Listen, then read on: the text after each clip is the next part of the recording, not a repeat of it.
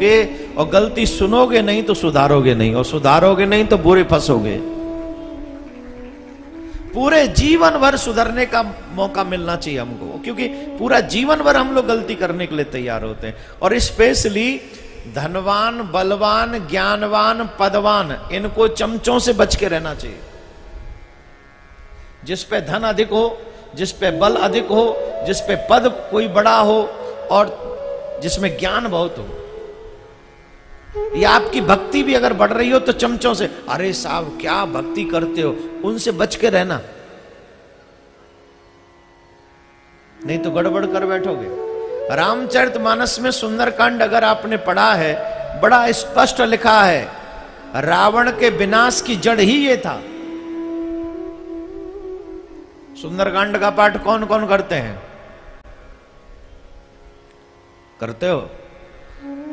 सिर्फ पाठ करते हो, अप्लाई नहीं करते हो। सुंदरकांड में कितना सुंदर मार्मिक दर्शन कराया है।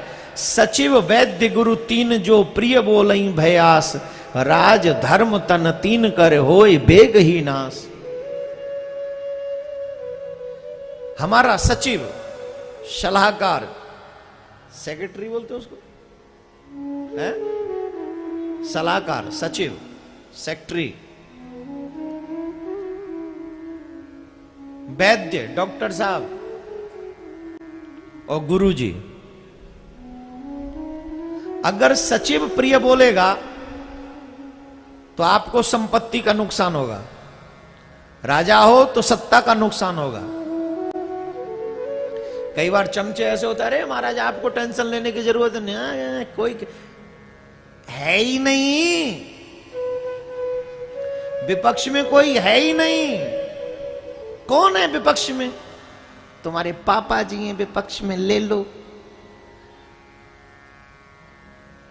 चमचों से सावधान। पहले राजा कितने अच्छे हुआ करते थे, सिर्फ बातें सुनाई नहीं करते थे, समझाई नहीं करते थे, रूप बदल के, भेष बदल के जाते थे। कहां? लोगों के बीच में, कि क्या चर्चा है, क्या। आजकल हमारे मीडिया वाले एक शब्द यूज करते हैं, जो ग्राउंड जीरो, ग्राउंड न्यूज बोलते हैं, क्या बोलते हैं? ग्राउंड रिपोर्ट नहीं, जीरो।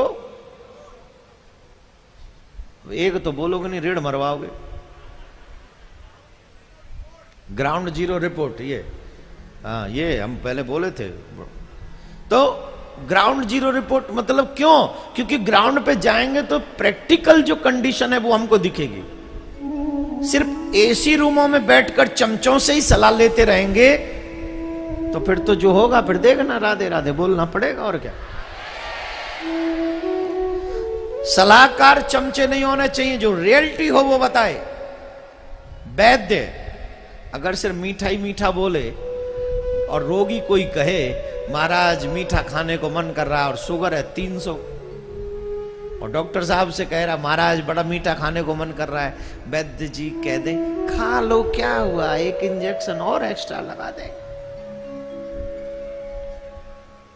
वो भी लगाते हैं, वो यहाँ रोटी खाने से पहले वो लगाते नहीं, यहाँ क्या बोलते हैं उसको,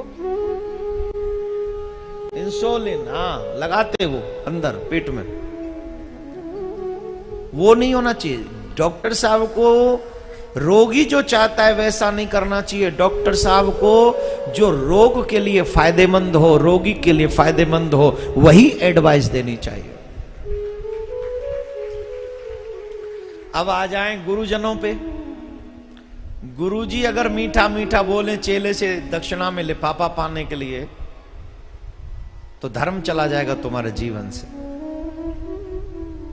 सत्ता का नुकसान कम है, ध्यान से सुने। सत्ता का नुकसान हो भी जाए तो वो भी कम है, शरीर का भी नुकसान हो जाए तो भी कम है, लेकिन धर्म का नुकसान हो गया तो ये सबसे बड़ा नुकसान है, इसकी कोई भरपाई नहीं है। इसीलिए गुरुजनों को आप इतना ऊंचा बिठाल कर सुनना पसंद करते हो कि आप वहां बैठो और सही मार्ग का दर्शन कराओ। तो हमको ये नहीं कहना चाहिए 4 पाप कर लो फिर पुण्य कर लेना, कभी नहीं कहना चाहिए। हमको ये कहना चाहिए एक भी पाप मत कीजिए और पुण्य कीजिए, तभी परमात्मा मिलेंगे। आपने देखा होगा आजकल के जिजमान लोग ये कहते हैं महाराज पैसा ले लो, अनुष्ठान वहीं कर लेना, मेरे पास टाइम नहीं है। हम कहते हैं हाँ जी कर लेंगे, वो गलत है। आप पे टाइम हो तब अनुष्ठान कराना, आपको वहां उपस्थित रहना पड़ेगा। गुरु को कभी मीठा नहीं बोलना चाहिए। मीठा बोले समय पर, लेकिन जब आप आइडिया मांगो, सलाह मांगो, तो सिर्फ आपके मुंह पे आपकी बड़ाई कर दे, वो गुरु तो मेरे को नहीं लगता कि वो ऐसा मार। क्योंकि रामायण में तुलसीदास बाबा कह रहे हैं सचिव वैद्य गुरु तीन जो, एक से राज चला जाएगा, एक से हेल्थ चली जाएगी और एक से धर्म चला जाएगा। किस किस को लगता है कि आपके गुरुजी आपको डांटते बहुत है?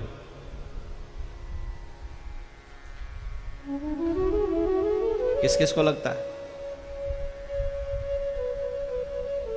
नहीं, जो हमारे शिष्य हैं वो हाथ उठाएं। हमारे शिष्य कौन है? कितने बैठे हैं यहां? हाथ उठाओ। बाप रे, सब आ गए क्या? किस किस को लगता है कि हम डांटते बहुत है?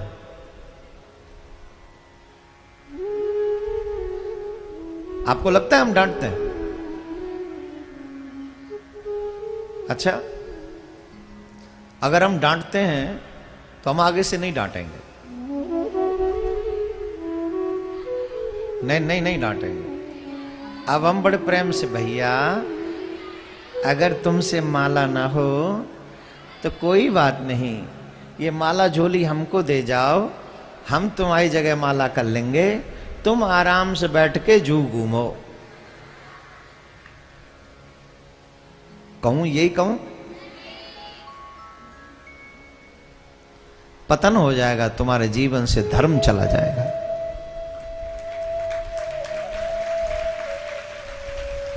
तुम धर्मात्मा बनोगे उसमें तुम्हारा ही लाभ है, तुम हेल्दी रहोगे उसमें तुम्हारा ही लाभ है, तुम पर सम्मान बचा रहे बना रहे उसमें तुम्हारा ही लाभ है। गुरु की डांट, मां बाप की डांट, ये तुम्हारे सक्सेस होने की चाबी है। जिसने मां बाप की डांट नहीं खाई, जिसने गुरुजनों की डांट नहीं खाई, वो सक्सेस नहीं होंगे लाइफ में। और अगर हो भी गए तो सफलता को वो स्थिर नहीं रख सकेंगे। सफल होना भी बड़ी बात नहीं है, सफलता को बरकरार रखना बड़ी बात है। इसलिए गुरुजनों की डांट जरूर पड़े, वैसे ना ही पड़े ऐसा कर्म हम न करें। और अगर हमसे गलती हो, डांट दे, तो अपने आप को सौभाग्यशाली समझना चाहिए कि हमारे सर पे कोई डांटने वाला है।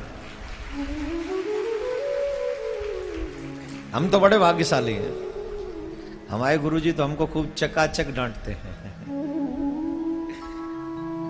भाग्यशाली है, गुरुजनों की डांट कहां मिलती है। पिताजी भी बहुत डांटते थे हमको, और शायद वो थे जो एक बाउंड्री में हम लोगों को रखा। आप सब बच्चों से निवेदन है, फ्रीडम में कुछ नहीं रखा है सिवाय बर्बादी के। कुछ नहीं रखा है। जिसको हम लोग फ्रीडम फ्रीडम चिल्लाते हैं ना, माँ बाप क्यों डांट रहे हैं, माँ बाप क्यों रोक रहे हैं, माँ बाप, ये फ्रीडम सिर्फ तुम्हारा विनाश का फ्रीडम है। बंधनों में रहोगे, संबंधों में रहोगे, मर्यादा में रहोगे, तो सफलता भी आएगी तो जानने वाली नहीं आएगी। राधे राधे बोलना पड़ेगा, जोर से बोलना पड़ेगा।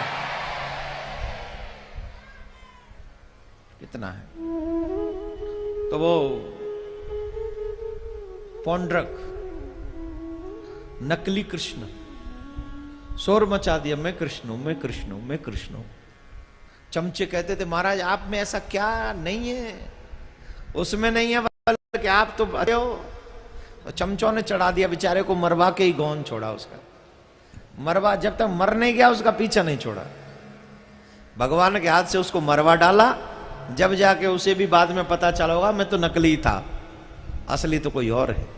तो ऐसे ही भगवान ने द्वारिका में तमाम दुष्टों का वध किया है।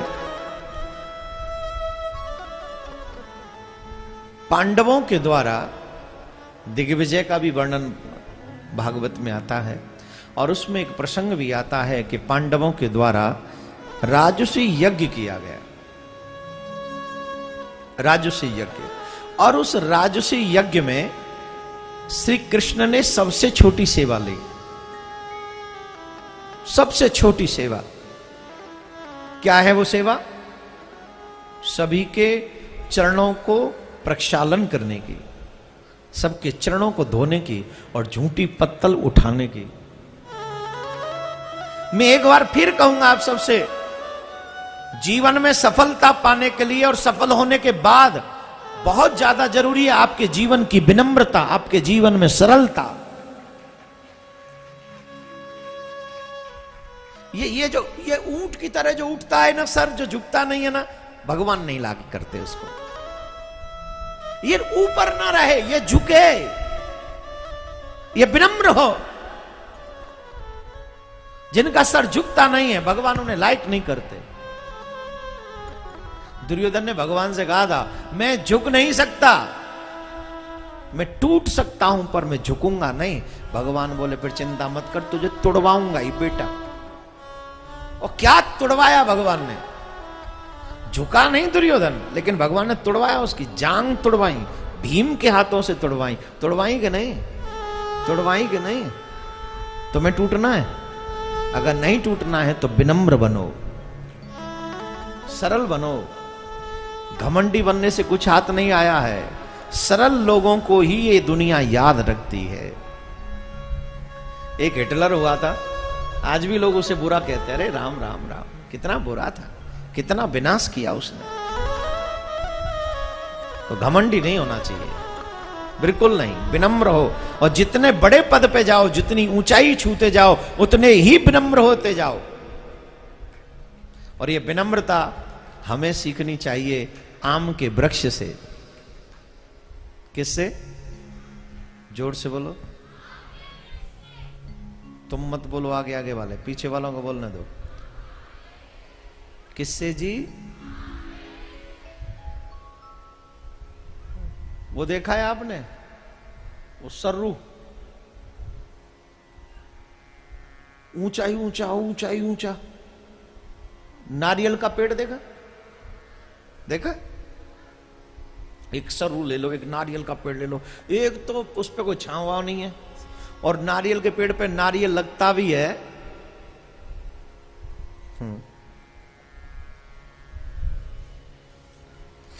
एक बार एक व्यक्ति गया एक वन में, और वन में गया तो वहां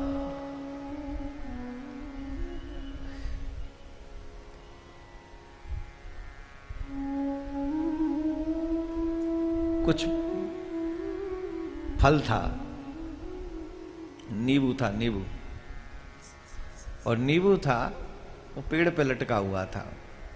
पेड़ पे लटका, वो बोला इतने छोटे छोटे बनाए हैं भगवान ने, पेड़ पे लटका ठीक है पर इतने छोटे छोटे, इनको थोड़ा बड़ा बनाना चाहिए था, और बड़ा बनाता तो ज्यादा अच्छा होता। ठीक, बड़े होने चाहिए थे। दूसरी जगह गया, वो निकला था भगवान की सृष्टि में कमी निकालने के लिए। दो मिल गए, एक तो कहता भाई देखो भगवान ने सृष्टि बनाई ठीक है, बोला ठीक है। बोले एक बात बताओ, भगवान ने सृष्टि जो बनाई है इसमें क्या क्या कमी की है? तो वो एक चमचा था साथ में, बोले उस्ताद आप बताओ मैं नोट करूंगा। बोले चल मेरे साथ, भगवान की सृष्टि में कमी ढूंढते हैं। तो गए, और जब देखा तो तरबूजा, क्या बोलते हैं तरबूजे को यहां? अरे ये तो इंग्लिश में बोलते हैं, यहां क्या वो कुछ अलग, कलिंगा, ये कलिंगा बोलते, कलिंगा, कलिंगर। अच्छा, ये बच्चे हमको सिखा रहे, देखो कितनी अच्छी बात है, सीखना तो किसी से भी सीख लो। कलिंगर, हाँ कलिंगा, फिर तो वो श्रीलंका वाला बॉलर याद आ जाता है।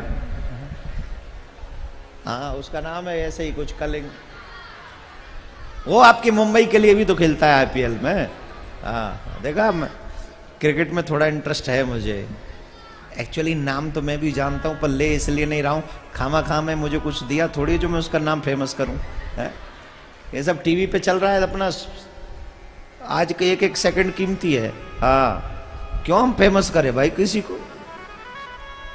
ठाकुर जी को फेमस करने की तनख्वाह ले रहे तो उनको करे ना।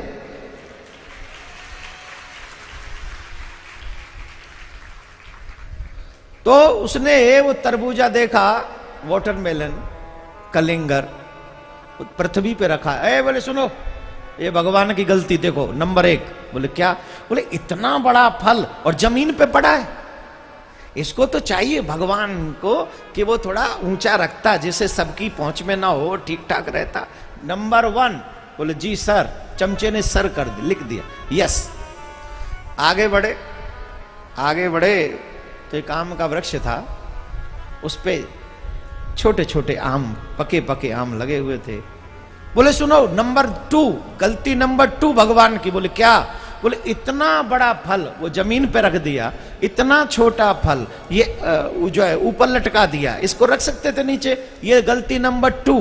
बोले हाँ sir, yes sir, of course this is a second fault, wrong है ये, ठीक है। बोले एक काम करो, धूप पड़ रही है, थोड़ी देर बाद में चलेंगे। बोले हाँ। तो वहीं थोड़ा स्वापी बिछा के लेट गए। स्वापी बिछा के लेटे तो जो गलती निकालने निकले थे वो लेटे हुए ऊपर मुंह कर गए, और ऊपर से ठाकुर जी की कृपा का फल बरसा। एक मैंगो गिरा, मैंगो, अब मैंगो गिरा, संयोग देखिए वो मैंगो गिरा भी तो उसकी नाक पे आके सीधा, और जैसे ही उसकी नाक पे गिरा वो होश खो गया। सबसे सॉफ्ट होता है ये प्लेस, यहां लग जाए तो बड़ा मामला गड़बड़ हो जाता है। वो चीखने लग। बड़े वो होते हैं जिनके दिल बड़े और सेवा के लिए उद्देश्य बड़े होते हैं, वो लोग बड़े होते हैं। शिशुपाल को बड़ा तकलीफ हुआ, शिशुपाल ने भगवान को गालियां दी, 100 गालियां दी। अच्छा एक बात है, जो बुरे लोग होते हैं वो गालियां दे सकते हैं, और अच्छे लोग सिर्फ मुस्कुरा देते हैं। कई बार हमसे लोग पूछते हैं, महाराज फलाने व्यक्ति ने ऐसा कह दिया, ऐसा कह दिया, ये फलाना व्यक्ति आपके लिए ऐसे बोल रहा था, आप कोई जवाब क्यों नहीं देते? मैं हमेशा कहता हूं भाई, जिसके पास जो होगा वो वही देगा ना, जिसके पास जो होगा वो वही देगा, उनके पास वही है, वो देते हैं। और मेरे पास में ठाकुर जी का नाम है, मैं नाम देता हूं। आप किसी को गाली देकर बड़े नहीं बन सकते, आप किसी का आदर करके चाहे बड़े बनो या न बनो, लेकिन आपके मां बाप का सम्मान आप जरूर बढ़ा सकते हैं। आप जब अभद्र हो जाते हैं, भद्र नहीं रहते, तो दुनिया आप ही को बुरा कहती है। अभद्र नहीं, भद्र बनो, सभ्य बनो। तो भगवान ने शिशुपाल को जब गालियां दे रहा, शिशुपाल भगवान को, अर्जुन को बड़ा गुस्सा आया। अर्जुन बोला महाराज आप कुछ नहीं करना है तो मत करो, अब मुझे दो आज्ञा, एक ही बाण से उड़ा दूंगा इसे। भगवान बोले बैठ जा, मारना कोई बड़ी बात थोड़ी है, हम कभी भी मार देंगे। लेकिन ये हमारी बुआ का लड़का है और इसकी माँ ने हमसे कहा है, तो हमने इसको कहा 100 अपराध क्षमा करेंगे। हमको लगता है वो शिशुपाल हम सभी हैं, गलती पे गलती, गलती पे गलती, गलती पे गलती, गलती पे गलती किए जा रहे हैं, पर भगवान भी मुस्कुरा रहे हैं। आखिर देखूं तो सही तेरी गलती करने की क्षमता कितनी है, आखिर कभी तो रुकेगा, कभी तो तू मेरे को अपना कहेगा, कभी तो मेरे पास आएगा। जो अंत तक नहीं मानते हैं भगवान उनका सर धड़ से अलग कर देते हैं, और आखिर में भी जो मान जाते हैं, 99 पे भी जो रुक जाते हैं, मेरे ठाकुर सिर्फ एक सतोगुण देखकर तुम्हें तुम्हारा कल्याण कर दे, तुम्हारा बेड़ा पार करते हैं। सिर्फ एक सतोगुण का इंतजार, दुनिया तुम्हें गिराने का बहाना ढूंढती है और मेरा ठाकुर तुम्हारा बेड़ा पार करने का बहाना ढूंढता है। मेरा गोविंद सिर्फ तुम्हारा बेड़ा पार कैसे, किस बात से कर दे, वो बहाना ढूंढता है। तो ऐसे भक्त वत्सल परम पिता परमात्मा को अगर हम भूल जाएं तो ये हमारे लिए दुर्भाग्य नहीं तो क्या है। उसे कभी भूलना नहीं चाहिए, कभी नहीं। शिशुपाल का वध किया, राजसूय यज्ञ संपन्न कराया मेरे प्रभु ने। फिर भक्त श्रोमणी प्रहलाद जी, सुदामा जी की कथा आती है, जो भगवान के परम मित्र हैं। कौन है? जोर से बोली। सुदामा जी के विषय में भागवतकार वेद व्यासी महाराज ने लिखा है, विरक्त इंद्रियार्थेषु प्रशांतात्मा जितेंद्रिय। दरिद्री वो नहीं जिसके पास धन नहीं है, दरिद्री वो नहीं जिसके पास अन्न नहीं है, दरिद्री वो है जिसके पास भगवान के नाम का आश्रय नहीं है।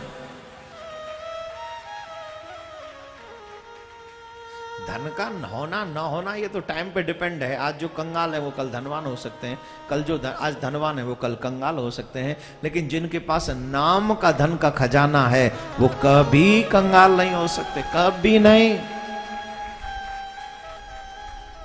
असली दौलत है नाम की मेरे प्यारे। जिन्होंने नाम धन इकट्ठा किया हुआ है, कलयुग में तो वैसे भी बहुत बड़ा, कलयुग में वेद व्यास जी महाराज ने भागवत के अंतिम श्लोक में जो लिखा है, अंतिम श्लोक इसलिए अभी बता दूं उसका अर्थ, क्योंकि अंतिम श्लोक जब होता है तो कई लोग अपने घर पहुंच जाते हैं तब तक।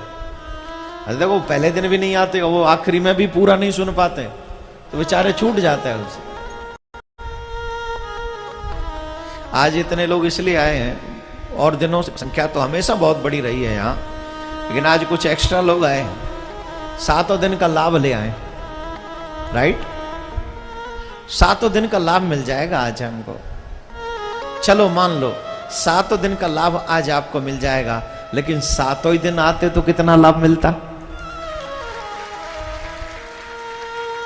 एक दिन में जब 7 दिन का लाभ मिल जाएगा तो 7 दिन आते तो कितना लाभ मिलता? आप कल्पना नहीं कर सकते। भागवत एक एक कदम आपको सिखाती है।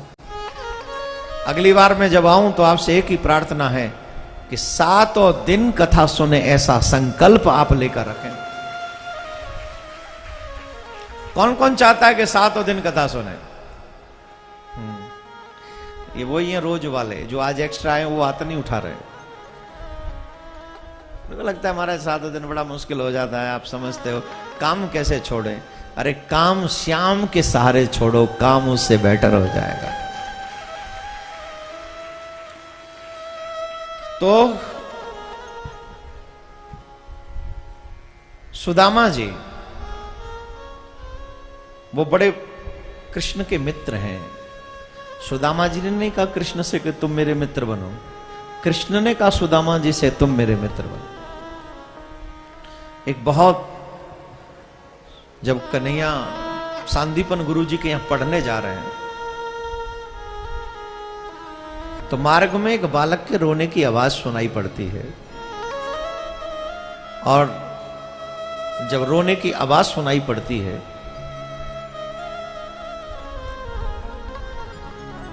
तो सारथी से कहते जाओ देख के आओ कौन रो रहा है। तो सारथी ने आके बताया एक ब्राह्मण बालक है जिसके पांव में कांटा लगा है, और वो बालक आपका नाम पुकार रहा है। जैसे भगवान ने सुना कि एक ब्राह्मण बालक है, भगवान रथ से कूद कर दौड़े और सुदामा के पास पहुंचे और सुदामा का चरण पकड़ लिया और कहने लगे बताओ कौन से चरण में कांटा लगा है, मैं आपके चरण से कांटा निकालूंगा। सुदामा जी ने कहा आप मेरे चरण को मत छूइए। क्यों? बोले मुझे आपको देखकर, आपके भेष को देखकर लगता है कि तुम साधारण नहीं हो, तुम किसी राजा के पुत्र हो, और तुम राजा के पुत्र होकर अगर मुझ दीनहीन के चरण छुओगे तो तुम्हारी शोभा नष्ट हो जाएगी।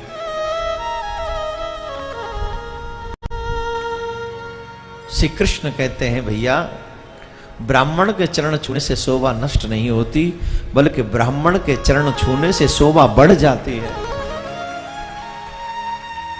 और मेरे हृदय में तो हमेशा ब्राह्मण का चरण बसता है।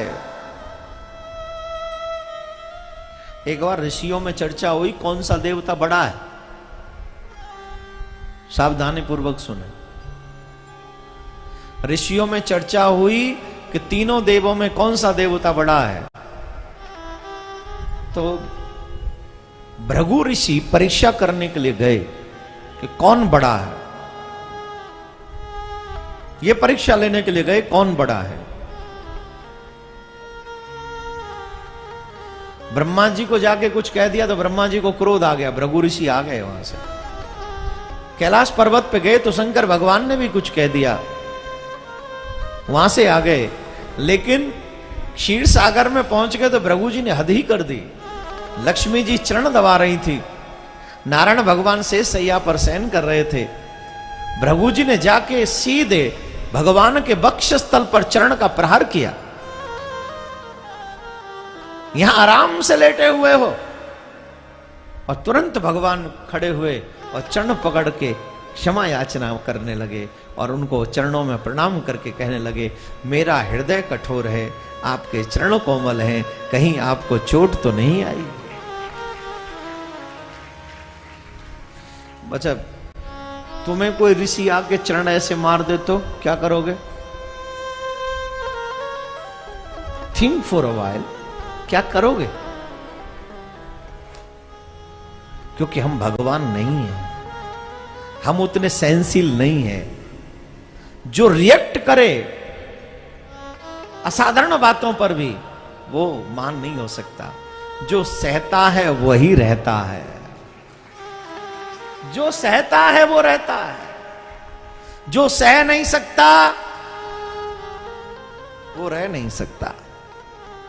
अपने आप को सहनशील बनाओ।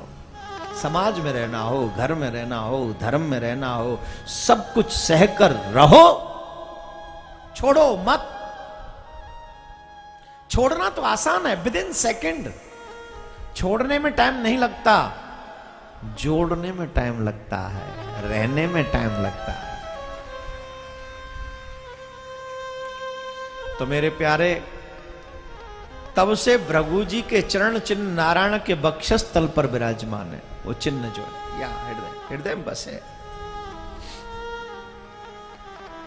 बोले भगवान बोले, मेरे तो ब्राह्मणों के चरण मेरे हृदय में बसते हैं, मुझे कांटा निकालने दो। प्यारे श्रोतागण, संतों के मुंह से सुना है, जब भगवान के हाथों से वो कांटा निकलने में नहीं आया तो भगवान ने अपने दांतों से, अपने मुख से सुदामा के चरण से कांटा निकाला, अपने मुख से। एक बात पूछें, अपने सारे रिलेटिव्स, फ्रेंड्स याद करो और सोचो कि तुम्हारे पैर में कांटा लगा है और वो कांटा हाथ से नहीं निकलने वाला है। तो उस फ्रेंड्स, उस रिलेटिव्स का नाम बताओ जो तुम्हारे पैर के कांटे को अपने मुंह से निकाल दे। बोलो, एक का नाम, एक आध तो कोई होगा। ये संसार है माय डियर, यहां कांटे निकालने वाले नहीं है, यहां कांटा चुभोने वाले हैं। जिसे अवसर मिलेगा, जिसे मौका मिलेगा, वो कांटा चुभो देगा तुमको, जिसे मौका मिल जाए। निकालने वाले नहीं है, चुभोने वाले हैं। अगर चाहते हो कि तुम्हारे कांटे को कोई निकाले तो मेरे ठाकुर से सच्ची प्रीत कीजिए। सिर्फ वो एक है जो हमारा कांटा निकाल सकता है। जन्म जन्मांतर के कांटे निकाल सकते हैं वो, जन्म जन्मांतर के कांटे। सुदामा जी के पांव से कांटा निकालकर भगवान ने सुदामा जी को अपने गले लगाया और सुदामा जी से पूछा, कहां जा रहे हो? तो बताया सांदीपन गुरु जी के यहाँ। तो उन्होंने कहा, भैया हम भी वहीं चल रहे हैं, तुम हमारे मित्र बन जाओ। सुदामा जी ने कहा, हम तुम्हारे मित्र नहीं बन सकते क्योंकि हमारी तुम्हारी बराबरी नहीं। मैं दीनहीन ब्राह्मण और तुम राजा के पुत्र हो, कैसी बराबरी? मित्रता तो बराबरी के लोगों में होती है। श्री कृष्ण कहते हैं नहीं, जिनका आजकल काफी लोगों को, युवाओं को स्पेशली फ्रेंड बनाने का बड़ा शौक रहता है ना? जिसे कभी देखा तक नहीं है उसकी भी फ्रेंड रिक्वेस्ट एक्सेप्ट कर लेते हैं। कौन कौन लोग फेसबुक चलाते हैं? उठाओ उठाओ। तुझे क्या जरूरत पड़ी चलाने की? छोटा सा है, 8-9 साल का है, पर फेसबुक चलाएगा।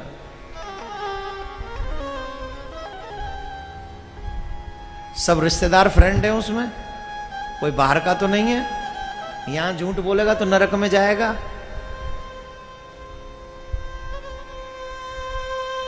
क्या जरूरत है, क्या आवश्यकता है? ये स्टडी टाइम है आप लोगों का, आपको स्टडी करनी चाहिए। आपका ध्यान पूरा एजुकेशन में होना चाहिए इस टाइम। जब आपकी एजुकेशन अच्छी होगी तो और भी अच्छा होता चला जाएगा। इन सब चीजों से ध्यान हटाइए, सिर्फ भजन और स्टडी 2 चीजों में ध्यान लगाइए। बोलो राधे राधे। जोर से बोलना पड़ेगा और जोर से बोलना।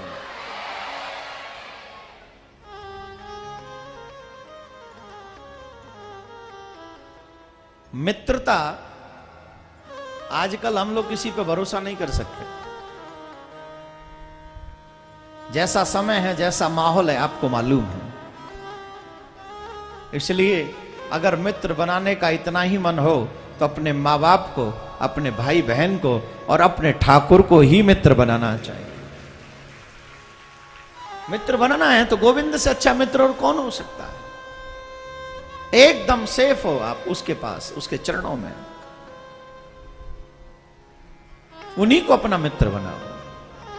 तो सुदामा जी को कन्हैया ने मित्र बनाया और मित्र बनाकर सुदामा और श्री कृष्ण सांदीपन गुरु जी के यहां पर पढ़ने के लिए गए। अब वहां पर जब पढ़ने के लिए गए तो सुदामा जी पाठ भूल गए। सुदामा जी पाठ भूल गए तो गुरु जी ने दंड दिया, जाओ जंगल से समिधा भी निकल लाओ। और जब वन से समिधा लाने के लिए कहा तो गुरु जी ने कन्हैया से बाद में कहा, बोले अब तुम पाठ सुनाओ। देखो मित्र किसको कहते हैं? जो दुख में साथ हो। आजकल तो मित्र बन के आते हैं और जीजा बन के घर से जाते हैं। ये सच कह रहा हूं मैं। कितनी बातें सुन के बोल रहा हूं मैं, ऐसे नहीं बोल रहा हूं। समाज में रहते हैं, समाज की बातें सुनते हैं, एक्सपीरियंस मिलता है, फिर समाज में थोड़ा परिवर्तन आए, उसके लिए व्यासपीठ से हम कुछ बोलते हैं कि आप में ये परिवर्तन आना चाहिए। मित्रता का मतलब भाई सदृश है। अगर कोई हमें अपना मित्र बना रहा है तो वो भाई है। अगर वो भाई है तो उसकी बहन हमारी बहन है, उसकी मां हमारी मां है। मित्र से मित्रता करते ही इसलिए हैं हम लोग, ये गलत है। मित्र वो है जो दुख में साथ दे। सुदामा जी को कहा कि जाओ वन से समिधा बीन कर लाओ। कन्हैया की बारी आई, कन्हैया से कहा कि पाठ सुनाओ। कन्हैया बोले, गुरुजी क्षमा करना, मैं भी पाठ भूल गया।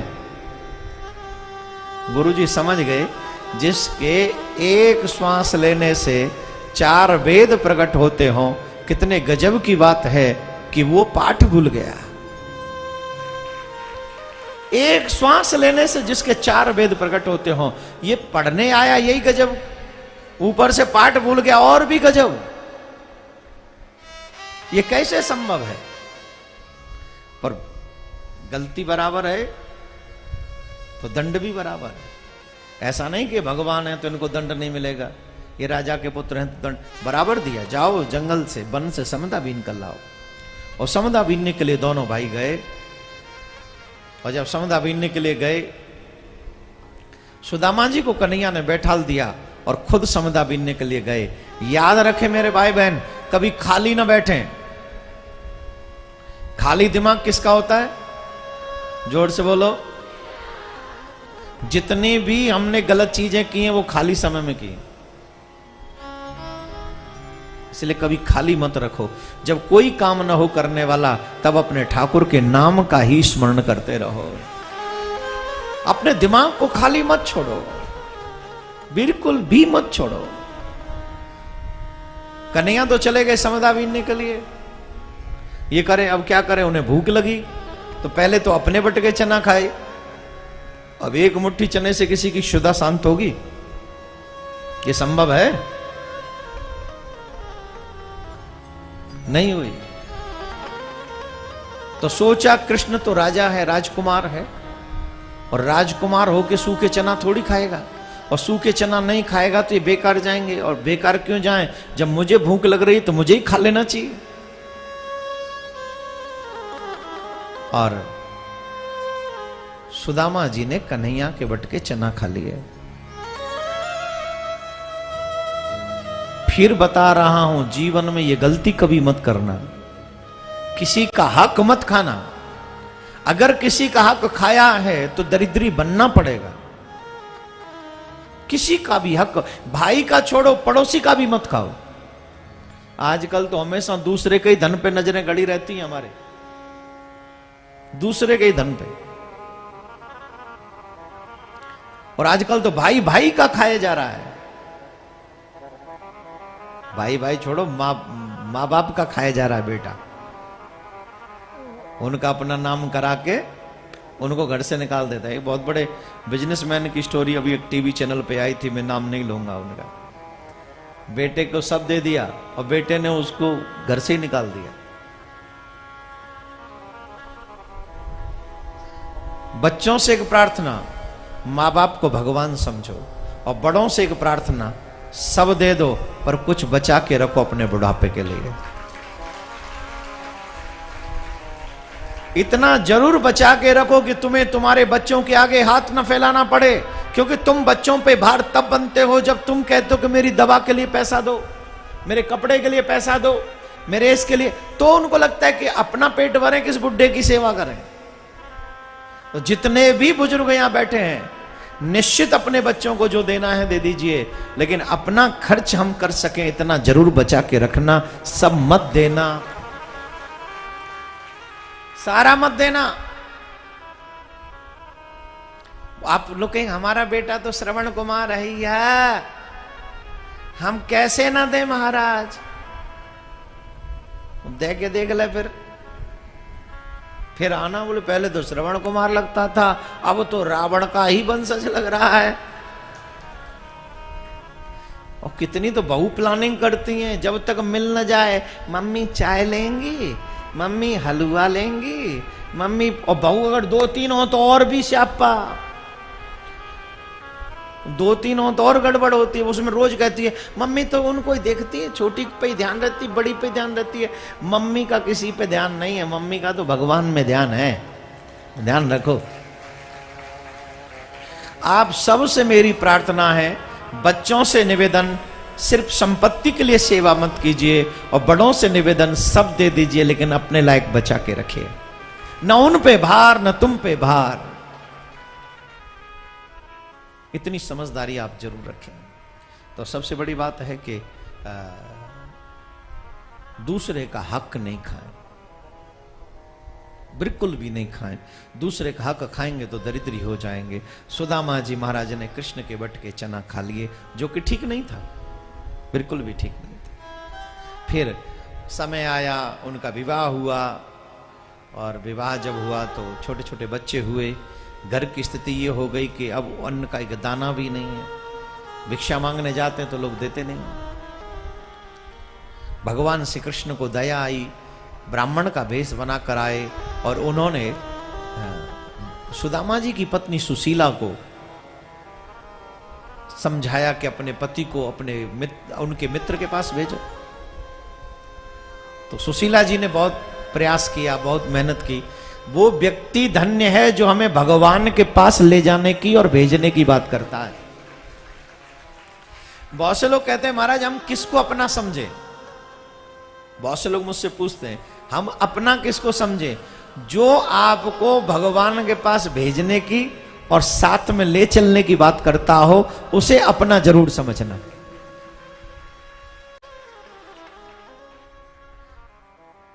सच्चा साथी धर्म ही है,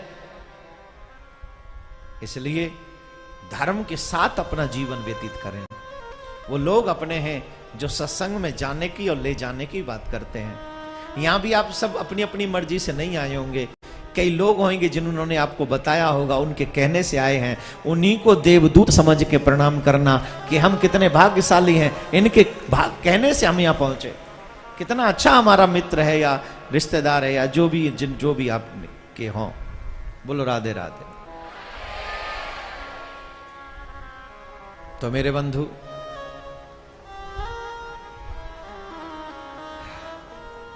सुदामा जी अपने पत्नी के कहने से द्वारका के लिए गए और पड़ोसी के यहां से 2 मुट्ठी तंदुल मांगे और धोती में बांध कर ले गए और पहुंचे सुदामा जी द्वारका में। और जब द्वारका में पहुंचे तो आप सब बैठे बैठे एक लाइन इस भजन की बोलेंगे और उसके बाद भागवत को संपूर्णता की ओर लेकर चलेंगे। अरे द्वारपालो कन्हैया से कह दो, बैठे बैठे, कोई खड़ा नहीं है। अरे द्वारपालो कन्हैया से कह दो, अरे द्वारपालो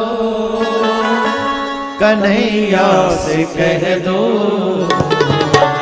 मिलने सुदामा करीब आ गया है, मिलने सुदामा करीब आ गया है।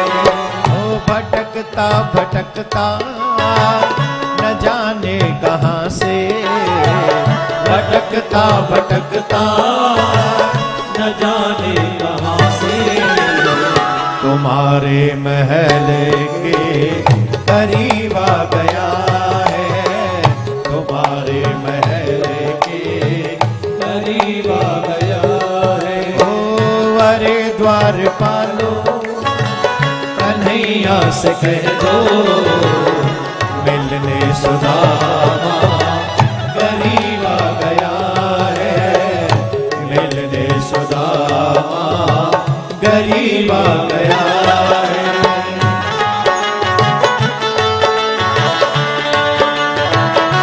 श्री राधे।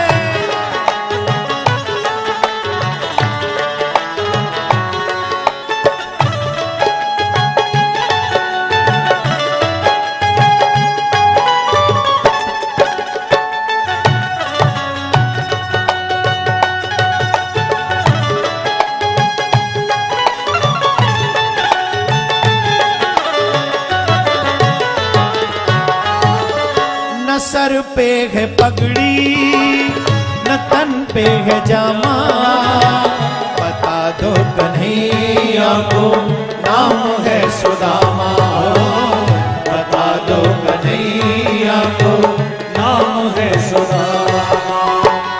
न सर पे है पगड़ी न तन पे है जामा, बता दो कन्हैया को नाम है सुदामा। हो न सर पे है पगड़ी न तन पे है जामा, बता दो कन्हैया को नाम है सुदामा, बता दो कन्हैया को नाम है सुदामा।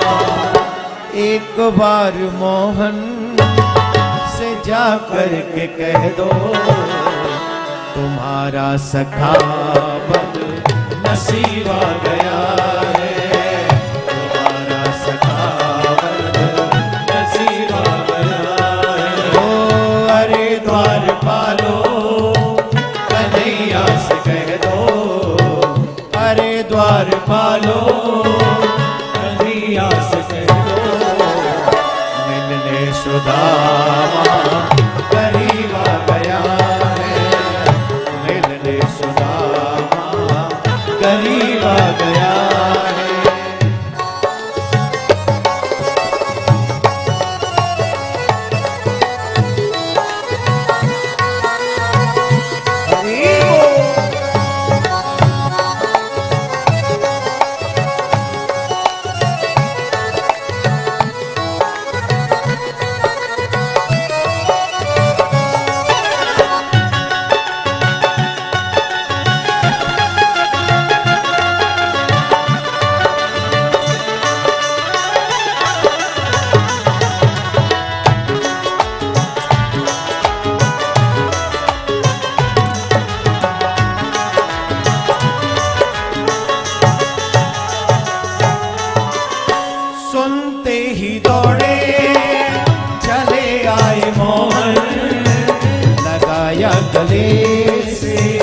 सुदामा के मोहन हार लगाया गले से सुदामा के मोहन के सुनते ही दौड़े चले आए मोहन लगाया गले से सुदामा के मोहन सुनते ही दौड़े चले आए मोहन लगाया गले से सुदामा के मोहन लगाया गले से सुदामा के मोहन न घबराओ प्यारे सखाए सुदामा न घबराओ प्यारे सखाए सुदामा खुशी का समा तेरे करीब आ गया है खुशी का समा तेरे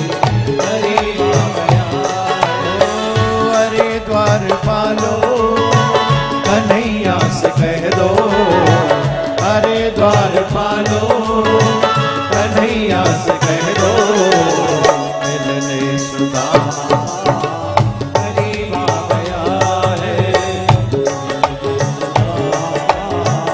करीब आ गया है करीब आ गया है करीब आ गया है करीब आ गया है करीब आ गया है करीब आ गया है करीब आ गया है।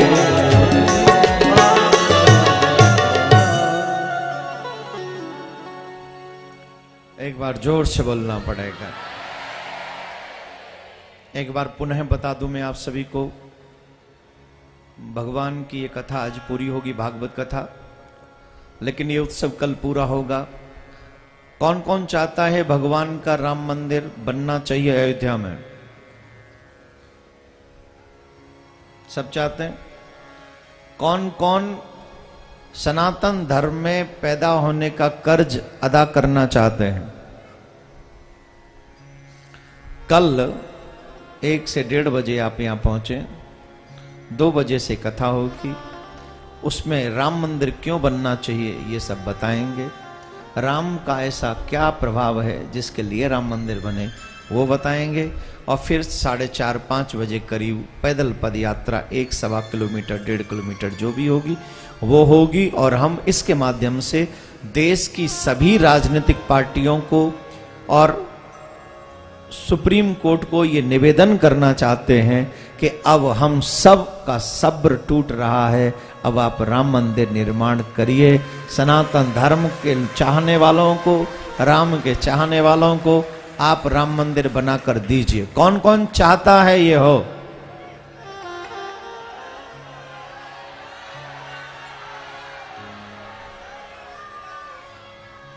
कल और कम से कम 10-10, 20-20 लोगों को कौन इन्फॉर्म करेगा?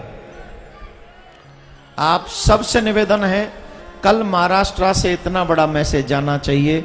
आप सबको दुनिया का हर काम छोड़कर कल यहां पहुंचकर राम का भक्त होने का, सनातन का पुत्र होने का कर्ज अदा करना है। कल आपको सभी लोगों से निवेदन है, 1:30 बजे तो पहुंच जाइए यहां, और फिर यात्रा करेंगे 15-20 मिनट, आधा घंटा जो भी लगेगा, तो इस टाइम तक कल आपको फ्री कर देंगे। लेकिन आप आए, बड़ी से बड़ी संख्या में आए, ये मेरा आप सबसे आग्रह। अभी कथा को पूर्णता की ओर लेकर चलते हैं, जरा सावधानी पूर्वक श्रवण करेंगे क्योंकि समय होता जा रहा है। और मैं चाह रहा हूं आस्था के दर्शकों को भी ये कथा पूरी श्रवण करने को मिले। अगर कहीं रह जाए तो आप YouTube चैनल पर चले जाएं, जहां ये लाइव प्रसारण चल रहा है, आप वहां जाकर भी आप लोग भी चाहें तो ध्यान से सुनें। भगवान ने बड़ी सुंदर सुंदर लीलाएं द्वारिका में की हैं। सुदामा जी को 2 मुट्ठी तंदुल खाकर 2 लोग की संपत्ति दी। 2 मुट्ठी तंदुल खाकर 2 लोग की संपत्ति दी। भगवान श्री कृष्ण ने अपने दीनहीन ब्राह्मण की खूब सेवा की। ये सुदामा जी का प्रसंग है, बहुत सुंदर सुंदर प्रसंग है। उसके बाद में जो बात मैं बार बार कहता आया हूं अपने से बड़ों का अनादर न करें, स्पेशली साधु संत और ब्राह्मण, भक्त संत और ब्राह्मण, इनका अपराध अनजाने में भी आप लोग न करें। इसका बहुत बड़ा दुष्परिणाम, जिन कृष्ण की कथा हम सुन रहे हैं उन भगवान कृष्ण का पूरा वंश मिट गया, पूरे वंश का इस तरीके से हाल हुआ। ये कथा तो आपके सामने प्रत्यक्ष है। मेरा बार बार कहना ये बिल्कुल भी नहीं है कि मैं ब्राह्मण हूं। सच बताऊं, मैं भी ब्राह्मणों से बहुत डरता हूं, मैं भक्तों से डरता हूं, मैं संतों से डरता हूं कि कहीं वो क्रोधित हो के मुझसे कुछ कह न दें। और जो मैं करता हूं वही मैं आपको कहने के लिए करने के लिए कहता हूं। और मेरे कहने के पीछे सिर्फ और सिर्फ एक उद्देश्य है, आपका भला, आपका कल्याण, आपका सुंदर मार्ग आपको प्राप्त हो। यदुवंशी कुछ बच्चे अपने एक बच्चे को साड़ी पहनाकर साधु संतों के पास में लेकर गए और उनसे कहा, महाराज ये जो स्त्री है गर्भवती है, कृपा करके बताइए इसको पुत्र होगा या पुत्री। तो ऋषियों को क्रोध आ गया, अरे दुष्टो, भगवान के परिवार में जन्म लेने के बाद भी तुम साधु संत ब्राह्मणों का उपहास करते हो, मजाक करते हो। जाओ हम तुम्हें शाप देते हैं, मूसलम कुल नाशनम, इससे मूसल जन्म लेगा और तुम्हारे पूरे कुल का नाश कर देगा, पूरे कुल का नाश कर देगा। ऐसा शाप दिया। और वो साड़ी हटाई तो उससे मूसल ही पैदा हुआ। वो डर गए, उग्रसेन जी से पूछा। उग्रसेन जी ने उस मूसल को पिसवाया, सागर में फिकवा दिया। सागर की लहरों से वो चूरा बह के आ गया और चूरे से वो एल का नाम की घास बनी। एक कील बची थी इतनी सी, उसे ऐसे ही फेंक दिया था। वो कील को एक मछली ने निगल लिया, मछली को एक शिकारी ने पकड़ लिया और वो तीर के आगे वो कील लगा ली। और जब उसे सांप लगा है, द्वारका में आने वाले लोगों की संख्या कम हुई। एक बार देवर्षि नारद पहुंचे, वसुदेव जी ने उनके आगे एक प्रार्थना की और उस प्रार्थना में उन्होंने कहा कि महाराज, मानव जीवन के कल्याण के लिए, मुक्ति के लिए कोई मार्ग बताइए। नारद जी मुस्कुराने लगे, जिसके घर में अखिल ब्रह्मांड नायक ही पुत्र बनकर आया, उससे उस पिता को ये प्रश्न कि निश्चित संसार के कल्याण के लिए है। तो उन्होंने बताया, महाराज जब तक जीव 3 ऋणों से ओऋण नहीं होता तब तक जीव की मुक्ति नहीं होती। 3 ऋण कौन से हैं? सबसे पहला पितृ ऋण, दूसरा देव ऋण, तीसरा ऋषि ऋण। सोचिए, अगर हमारे पितृ लोग कृपा न करें, आज मैं हमेशा कहता हूं देवताओं से भी पहले पिताओं की पूजा, पितरों की पूजा करो, क्योंकि पितृ ही हैं जिनकी वजह से हमें ये पृथ्वी पे आना हुआ, जो भी हुआ। पितरों के कर्म हैं जिनकी वजह से हमें सब आनंद मिल रहा है। तो उनके साथ में पूरा मान सम्मान ध्यान रखना चाहिए। पितृ ऋण कैसे उतरेगा? बोले जब हम संसार में मानव योनि में आए तो एक सजातीय विवाह करना चाहिए। सजातीय विवाह करके सुयोग्य पुत्र उत्पन्न करना चाहिए। सुयोग्य पुत्र उत्पन्न करने का मतलब क्या है कि हमारे जाने के बाद भी हमारे पितरों को जल दे सके, तर्पण कर सके, श्राद्ध कर सके, उन्हें वो प्यासा न रहने दे, भूखा न रहने दे, ऐसा कोई पुत्र उत्पन्न कर सके। उससे ऐसा पुत्र उत्पन्न करने के बाद जो अपने पूर्वजों के लिए, पितरों के लिए श्राद्ध पक्ष में सब ढंग से विधि विधान से कार्य करता है, उसके यहाँ पितृ प्रसन्न रहते हैं। और ऐसा पुत्र उत्पन्न करने वाले का पितृ ऋण उऋण होता है। दूसरा देव ऋण, सूर्य भगवान का तेज हमें प्राप्त है, वरुण देव की वायु हमें प्राप्त है, पवन देव की वायु हमें प्राप्त है, वरुण देव का जल हमें प्राप्त है, मां पृथ्वी ने हमको संभाला हुआ है। इन सब नेचर की वजह से हमारी जीवन चलती है। अगर हवा ना चले तो एसी किसी काम का नहीं, सूर्य ना हो, अग्नि ना हो तो क्या जीवन हम जी पाएंगे?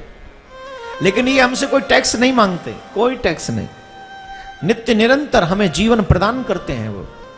इसके बाद भी हमारा कुछ कर्तव्य है क्या कि हम जीवन में यज्ञ करें और यज्ञ कराकर उसमें सभी देवताओं के नाम से आहुति दें, और जैसे यज्ञ कराकर आहुति देते हैं हम देव ऋणों से उऋण हो जाते हैं। ऋषि ऋण, ऋषि मुनियों ने हजारों हजारों वर्ष तपस्या करके अनेकों ग्रंथ, पुराण, शास्त्र ये सब हमको प्रदान किए हैं, और उसमें उन सब के लिए, उन सब में मानव जाति के कल्याण का रहस्य छिपा है।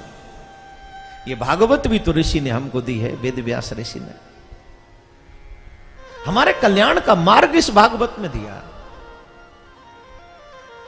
तो ऋषियों का ऋण, जिन ग्रंथों को ऋषियों ने बनाया है, हमें उन ऋषियों के ग्रंथों का अध्ययन करना है, और अध्ययन का करेंगे, उनका पाठन करेंगे, तब हम उस ऋषि ऋण से उऋण हो पाएंगे। लेकिन कलकाल में जीव की आयु कम है, जीव के पास समय नहीं है, तो वो कैसे कल्याण करा पाएगा, कैसे इतने, क्योंकि समय कम है, शास्त्र बहुत है, पुराण बहुत है, उतना तो समय नहीं। तो एक सूक्ष्म मार्ग है, मानव जीवन प्राप्त कर लेने के बाद जीव को 7 दिवसीय श्रीमद् भागवत कथा का श्रवण कर लेना चाहिए, और श्रीमद् भागवत कथा का श्रवण करने से वो ऋषि ऋण से उऋण हो जाता है। बोलो राधे राधे। जोर से बोलना पड़ेगा, और जोर से बोलना। तो बंधु, बहुत सुंदर उपदेश दिया है। आगे नवयोगेश्वर संवाद है, पर क्रम समय का अभाव है। एक बार सभी यदुवंशी प्रवास क्षेत्र में गए, उनमें से कुछ यदुवंशी बच्चों ने मदिरा पान कर ली। देखो, मदिरा विवेक का नाश करती है। जो लोग मदिरा पान करते हैं उनके घर में लड़ाई जरूर होती होगी, क्लेश जरूर होता होगा। वो सत्य को असत्य और असत्य को सत्य कहते होंगे, सिर्फ दूसरी दुनिया में रहते हैं, असभ्य बोलते होंगे, ऊंचे ऊंचे स्वर में बातें करते होंगे। तो मदिरा जो है व्यक्ति को विवेकहीन कर देती है, इसलिए मदिरा पान नहीं करना। कोई नशा नहीं करो। भगवान ने यह शरीर जो दिया, एक मंदिर दिया है, इस मंदिर में कोई गंदगी नहीं जानी चाहिए तुम्हारे में। इस मंदिर में जो भगवान ने तुम्हारे लिए व्यवस्था की है, सिर्फ वही जाना चाहिए। अन्न जाना चाहिए, फ्रूट्स जाने चाहिए, वेजिटेबल्स जाने चाहिए, इसके अलावा कुछ और नहीं। गलत सलत चीज जो तुम्हारे शरीर को ठीक ना हो वो नहीं खाओ, ये ध्यान रखिए। बोलो राधे राधे।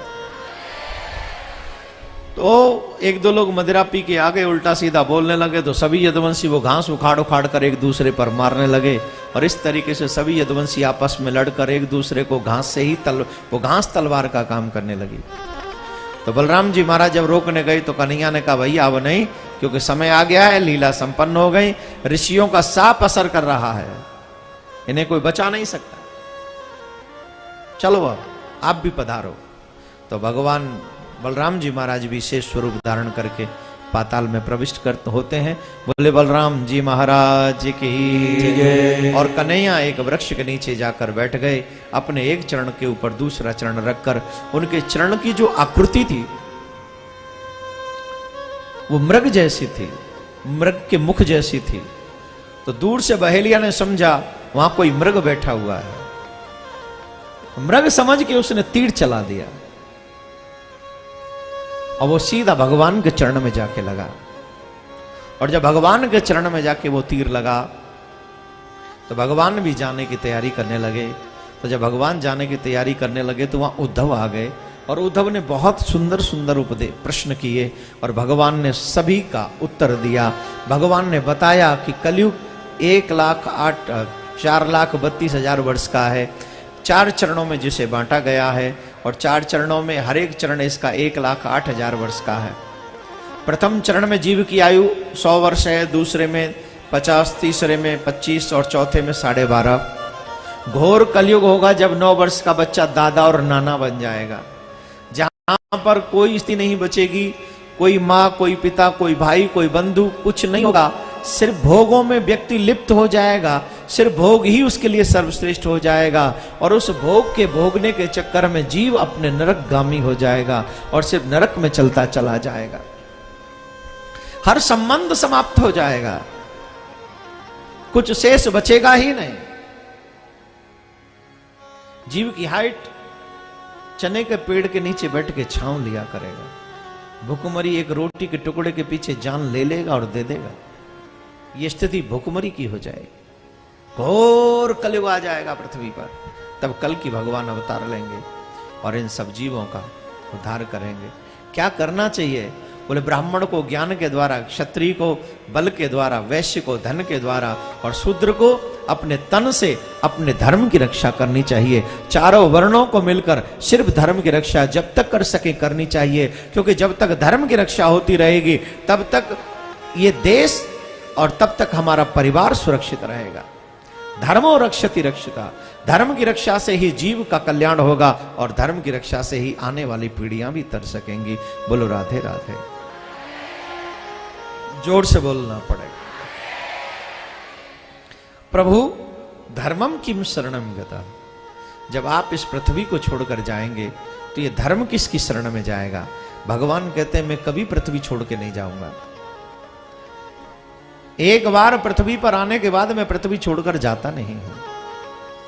मैं अपने स्वरूप को भागवत में विराजमान करा कर जा रहा हूं और जो जीव भागवत की शरण में आएगा उसे यह मानना चाहिए कि वो मेरी ही शरण में बैठा हुआ है। देखिए, इसको कहते हैं दुर्भाग्य। आज 7 दिन कथा सुनने का लाभ होगा। समय हो गया है 6:17 और ज्यादा से ज्यादा 6:22-23 पे हम पूरी भागवत संपूर्ण सुनाएंगे। 4 मिनट पहले कुछ देवियां उठ के जा रही हैं। 4-5, सिर्फ 4-5। अब इसको कहेंगे दुर्भाग्य कि 5 मिनट पहले 7 दिन की कथा सुनने का लाभ समाप्त हो गया। इतनी देर बैठे रहे लेकिन 5 मिनट नहीं हमारे पास। वैसे आज भागवत जी की संपूर्ण आरती का दर्शन हमको करना चाहिए। आज 7 दिन से यह भागवत महापुराण हमारे कल्याण के लिए मीरा वयंदर में विराजमान है। क्या आज हम अपने भगवान को यहां खड़े होकर विदा करने तक का समय हमारे पास नहीं है? आपके यहां कोई रिश्तेदार आ जाता है, कब तक बैठे रहते हो आप? उसे एयरपोर्ट छोड़ने जाते हो 4-5 घंटे लगते हैं। ट्रेन रेलवे स्टेशन भयंदर में जाना पड़ता है छोड़ने है? और अगर गाड़ी से आया हो तो बोले तब तक द्वार पे खड़े रहते हैं जब तक वो गाड़ी वहां से। उन रिश्तेदार जो झूठे, जो मारने काटने की बातें करते हैं, उनके लिए इतना टाइम है तुम्हारे पास। और मेरा ठाकुर जो पिछले 7 दिन से आपका कल्याण करने के लिए यहां पर विराजमान है, उनके लिए समय नहीं है आपके पास। ये गलत है। तो आइए भागवत को संपूर्णता की ओर लेके चलें। सभी देवता भगवान से प्रार्थना कर रहे हैं। ब्रह्मा जी कह रहे हैं आप हमारे लोक से आइए, इंद्र कह रहे हैं आप हमारे लोक से आइए। तो भगवान सोच रहे हैं मैं किसके लोक से जाऊं, मैं तो सीधे ही अपने धाम जाता हूं। और जैसे बिजली चमकती है, भगवान ने अपने स्वरूप को भागवत में विराजमान कराया और जैसे ही बिजली चमकी वहां पर बड़ा तेज हुआ और जैसे इतना तेज हुआ सब देवताओं की आंखों भी अंधेरा छा गया। तो वो देखते रह गए, उन्हें समझ में कुछ नहीं आया और भगवान अपनी लीला पूरी करके अपने धाम के लिए प्रस्थान कर गए। बोले कृष्ण कन्हैया लाल की जय। बोले गोविंद भगवान की जय। बहुत सारे उपक्रम हैं, उन उपक्रमों को भगवान की इच्छा से नमन करते हुए आज सुखदेव मुनि ने पूछा, राजन 7वें दिन कथा सुन के कैसा लग रहा है? परीक्षित जी बोले अब कैसा लगेगा महाराज, आज तो मृत्यु है ही, परितक्षक आएगा डसेगा। तो परीक्षित सुखदेव जी को लगा अभी भी इसको मृत्यु याद है। बोले सुन सुन सुन सुन, एक बात ध्यान से सुन, एक आखिरी बात और सुन। बोले सुनाओ महाराज।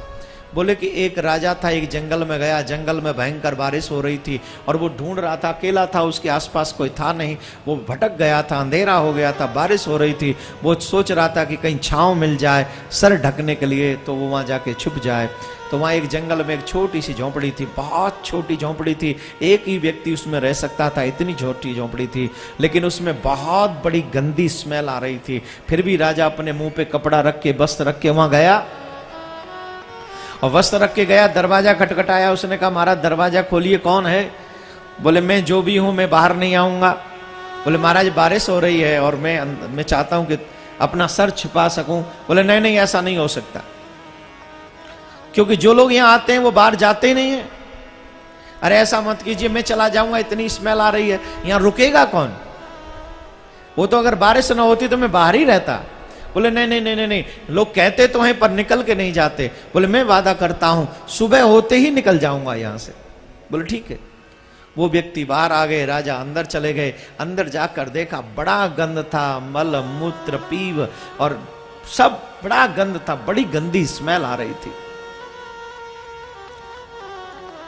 जैसे तैसे वो राजा उसमें प्रवेश किया और समय निकलता गया। सुबह हुआ और जब सुबह हुआ तो बाहर से नॉक किया दरवाजा। बोले अब आप बाहर आइए। बोले नहीं मैं बाहर नहीं आऊंगा। अरे रात को तो तुमने वचन दिया था कि तुम निकल जाओगे सुबह होते ही, और अब तुम बदल गए। अरे बोले रात की बात किसको याद है, रात गई बात गई, हमको नहीं पता। अरे तुम तो कह रहे थे इसमें गंदी स्मेल आ रही है, यहाँ कौन रखेगा? मतलब हमें नहीं पता, हमें तो अब यहाँ आनंद आ रहा है, हम नहीं निकलेंगे यहाँ से। सुखदेव मुनि ने पूछा राजन कृपा करके बताओ उस राजा ने अच्छा किया या बुरा किया? बोले महाराज वो राजा बड़ा मूर्ख था, ऐसी गंदी जगह पर रहने की जरूरत क्या है? इतना अच्छा महल है तो उसे इतनी गंदी जगह पर रहने की जरूरत क्या है जहां मलमूत्र इत्यादि है? तो महाराज वो राजा कौन था? सुखदेव जी बोले वो राजा मूर्ख तू है। तू है। मैं महाराज कैसे? बोले जिस शरीर से तू इतना प्रेम कर रहा है उस शरीर में अंदर है क्या?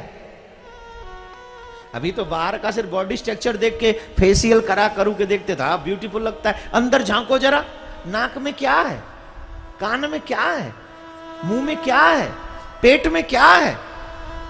ये सिर्फ गंदगी का गोडाउन है। इसके बाद भी तुम इससे छोड़ने से डरते हो? अरे जहां तुम्हें जाना है वहां मल मूत्र गंदगी स्मेल कुछ नहीं है। वो परमात्मा का स्वच्छ निर्मल पवित्र धाम है जहां तुमको जाना है।